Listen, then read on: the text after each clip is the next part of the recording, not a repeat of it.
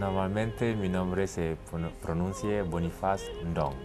Es que el sonido de Nd no existe en francés o castellano, entonces los europeos dicen Ndong, pero normalmente se dice Ndong.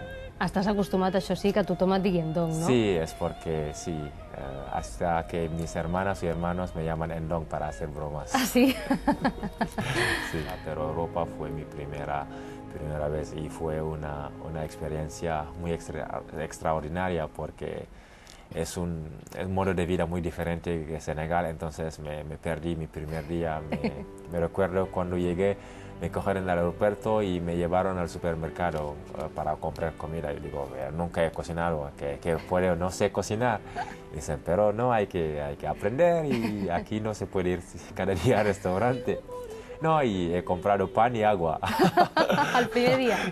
Sí. No, como para el desayuno, porque es solo lo que compraba en Senegal. Entonces, que no, me ha ayudado a aprender muchísimas cosas.